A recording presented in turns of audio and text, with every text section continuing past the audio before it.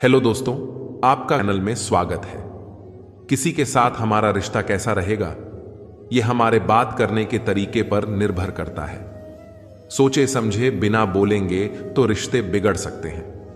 कभी कभी कुछ परिस्थितियां ऐसी बन जाती हैं जब रिश्तों के लिए मौन रहना ज्यादा बेहतर रहता है। मौन रहना एक साधना की तरह है, लेकिन सोच समझकर बोलना एक कला है। अगर आप फिजूल की बातें करना अपनी दिनचर्या से हटा दे तो आप सकारात्मक और ऊर्जावान महसूस करेंगे।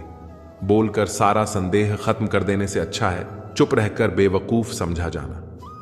अज्ञान की सबसे बड़ी संपत्ति है मौन, और जब वह इस रहस्य को जान जाता है तब अज्ञान नहीं रहता। मौन नींद की तरह है, वह विवेक को ताजा रखता है। वाणी का वर्चस्व रजत है, किंतु मौन कंचन है। अपनी सफलता के सफर में निकलने से पहले अपने बस्ते में शांति और धैर्य को जरूर रख लेना।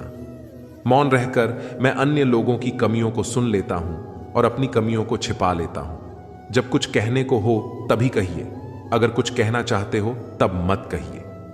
बेतुकी बातों का सबसे बेहतर जवाब न देना है। सवाल का जवाब शांति से मिलता है, बहस करने से जवाब खो जाता है। अगर बहस करने वालों में एक व्यक्ति शांत रहे तो बहस कभी नहीं हो सकती। शरीर का शोर सुनाई दे जाता है, कभी आराम से बैठकर आत्मा की भी सुनो। मौन निद्रा के सदृश है, यह ज्ञान में नई स्फूर्ति पैदा करता है। सही जगह और सही वजह पर बोलना जरूरी है, वरना चुप रहना ही बेहतर है। यदि तुम चाहते हो कि लोग तुम्हें तुम्हारी वास्तविक योग्यता से अधिक योग्य व्यक्ति समझें तो कम बोलो। बुद्धिमानी की बात कहने की अपेक्षा बुद्धिमान प्रतीत होना अधिक आसान है। करीब आ तेरी आंखों में देख लूं, खुद को बहुत दिनों से आईना नहीं देखा मैंने। कब और कहां मौन रहना है, अगर इंसान यह सीख ले तो उसके जीवन की आधी समस्याएं अपने आप खत्म हो जाएंगी। बहुत से लोग जिंदगी से परेशान होकर मौन का चादर ओढ़ लेते हैं, लेकिन उनके अंदर बहुत ज्यादा शोर होता है। तुम अच्छे, मैं अच्छा, तो यहां बुरा कौन है? दूसरों की गलती पर खुदा और अपनी गलती पर सारा जहां मौन है। मौन रहकर मैं अन्य लोगों की कमियों को सुन लेता हूं और अपनी कमियों को छिपा लेता हूं। मौन रहना कोई आसान कार्य नहीं है, इसके लिए भी साहस और धैर्य की बड़ी आवश्यकता होती है। जो अपनी जिह्वा को वश में रखता है वह जीवन भर नियंत्रण रखता है, किंतु जिसका जिह्वा पर वश नहीं वह नाश को प्राप्त होता है। मौन क्रोध का दमन करने में व्यक्ति की जितनी सहायता करता है उतना अन्य कोई नहीं सहायता करता है। मुझे कभी इसका खेद नहीं हुआ कि मैं मौन क्यों रहा, परंतु इसका खेद अनेक बार हुआ कि मैं बोल क्यों पड़ा। महान एकांत के बिना कोई भी गंभीर काम संभव नहीं है। अब मेरे सभी शिक्षक मौन को छोड़कर मर चुके हैं। समय और मौन आज सबसे शानदार चीजें हैं। मुख शांत हो पर मन अशांत हो। यह मौन काल्पनिक मौन है, वास्तविक मौन नहीं। मौन और दृढ़ विश्वास, यही तुम्हारी सबसे बड़ी शक्ति है। चींटियों से अच्छा उपदेश कोई नहीं देता, क्योंकि वह मौन रहती है। सभी पीड़ा इस तथ्य से आती है कि वे एक शांत कमरे में अकेले नहीं बैठ सकते। जब मौन झूठ हो तो चुप रहना आसान नहीं है। मैंने लंबे समय से माना है कि चुप्पी नुकसान का उपाय है। मौन खाली नहीं है, यह उत्तरों से भरा है। जब आप अकेले होते हैं तो आप नाराज नहीं हो सकते। अनुभव हमें सिखाता है कि मौन लोगों को सबसे ज्यादा डराता है। सत्य दुख देता है, लेकिन मौन मार देता है। कोई फर्क नहीं पड़ता कि कैसे बेतुका है, लोग अपनी आत्मा का सामना करने से बचने के लिए कुछ भी करेंगे। मौन रहकर आप कई समस्याओं से दूर रह सकते हैं। विधाता ने मौन को अज्ञानता का आवरण बनाया है। यह ज्ञानियों की सभा में अज्ञानियों का आभूषण है। मौन में शब्दों की अपेक्षा अधिक वाक शक्ति होती है। अगर आप दूसरों के विचारों पर नियंत्रण पाना चाहते हैं तो सर्वप्रथम अपने विचारों पर नियंत्रण करिए। अपने विचारों पर नियंत्रण करने का सबसे आसान तरीका है कम बोलना या मौन रहना। इस दुनिया में वो इंसान सबसे ज्यादा सुखी और समृद्ध होता है जो क्रोध आने पर खुद को मौन रख सके।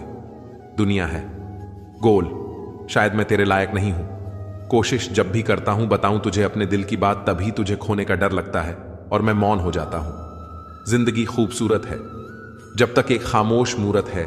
सुननी होगर दिल की बात तो मौन की जरूरत है। जिन्हें आपको गलत ही समझना है वो लोग आपके मौन का भी गलत अर्थ निकाल ही लेंगे। विधाता की अदालत में वकालत बड़ ही न्यारी है। खामोश रहिए, कर्म कीजिए, सबका मुकद्दमा जारी है। यदि किसी प्रश्न का उत्तर आपको पता नहीं है तो ऐसे में मौन रहना ही बुद्धिमानी है। कभी मौन रहकर देखो, इससे भी चमत्कार होता है। सही और जरूरत भर जो बोलते हैं लड़कियों को, अक्सर उन्हीं से प्यार होता है। कुछ लोग मौन रहकर भी सब कह देते हैं, कुछ लोग सब बोलकर भी कुछ नहीं कह पाते हैं। इतना मत बोलिए कि लोग चुप होने का इंतजार करें, बल्कि इतना बोलकर चुप हो जाइए कि लोग दोबारा बोलने का इंतजार करें। मौन से दोस्ती करें। एक व्यक्ति, कोई जिज्ञासु, एक दिन आया। उसका नाम मौलुंक पुत्र था। एक बड़ा ब्राह्मण विद्वान 500 शिष्यों के साथ बुद्ध के पास आया था। निश्चित ही उसके पास बहुत सारे प्रश्न थे। एक बड़े विद्वान के पास ढेर सारे प्रश्न होते ही हैं, समस्याएं ही समस्याएं। बुद्ध ने उसके चेहरे की तरफ देखा और कहा, मौलुंक पुत्र, एक शर्त है। यदि तुम शर्त पूरी करो, केवल तभी मैं उत्तर दे सकता हूं। मैं तुम्हारे सिर में भनभनाते प्रश्नों को देख सकता हूं। 1 वर्ष तक प्रतीक्षा करो, ध्यान करो, मौन रहो। जब तुम्हारे भीतर का शोरगुल समाप्त हो जाए, जब तुम्हारी भी की बातचीत रुक जाए, तब तुम कुछ भी पूछना और मैं उत्तर दूंगा। यह मैं वचन देता हूं। मौलुंक पुत्र कुछ चिंतित हुआ। 1 वर्ष केवल मौन रहना, और तब यह व्यक्ति उत्तर देगा। और कौन जाने कि वे उत्तर सही भी हैं या नहीं। तो हो सकता है 1 वर्ष बिल्कुल ही बेकार जाए। इसके उत्तर बिल्कुल व्यर्थ भी हो सकते हैं। क्या करना चाहिए? वह दुविधा में पड़ गया। वह थोड़ा झिझक भी रहा था ऐसी शर्त मानने में। इसमें खतरा था। और तभी बुद्ध का एक दूसरा शिष्य सारिपुत्र जोर से हंसने लगा। वह वहीं पास में ही बैठा था, एकदम खिलखिलाकर हंसने लगा। मौलुंक पुत्र और भी परेशान हो गया। उसने कहा, बात क्या है? तुम क्यों हंस रहे हो? सारिपुत्र ने कहा, इनकी मत सुनना, ये बहुत धोखेबाज हैं। इन्होंने मुझे भी धोखा दिया जब मैं आया था। तुम्हारे तो केवल 500 शिष्य हैं, मेरे 5000 थे। मैं बड़ा ब्राह्मण था, देश भर में मेरी ख्याति थी। इन्होंने मुझे फुसला लिया। इन्होंने कहा, साल भर प्रतीक्षा करो, मौन रहो, ध्यान करो, और फिर पूछना और मैं उत्तर दूंगा। और साल भर बाद कोई प्रश्न ही नहीं बचा। तो मैंने कभी कुछ पूछा ही नहीं और इन्होंने कोई उत्तर दिया ही नहीं। यदि तुम पूछना चाहते हो तो अभी पूछ लो। मैं इसी चक्कर में पड़ गया। मुझे इसी तरह इन्होंने धोखा दिया। बुद्ध ने कहा, मैं अपने वचन पर पक्का रहूंगा। यदि तुम पूछते हो तो मैं उत्तर दूंगा। यदि तुम पूछोगे ही नहीं तो मैं क्या कर सकता हूं? 1 वर्ष बीता। मौलुंक पुत्र ध्यान में उतर गया और मौन होता गया। भीतर की बातचीत समाप्त हो गई। भीतर का कोलाहल रुक गया। वह बिल्कुल भूल गया कि कब 1 वर्ष बीत गया। कौन फिक्र करता है? जब प्रश्न ही न रहे तो कौन उत्तरों की फिक्र करता है? एक दिन अचानक बुद्ध ने पूछा, यह वर्ष का अंतिम दिन है। इसी दिन तुम 1 वर्ष पहले यहां आए थे और मैंने तुम्हें वचन दिया था कि 1 वर्ष बाद तुम जो पूछोगे मैं उत्तर दूंगा।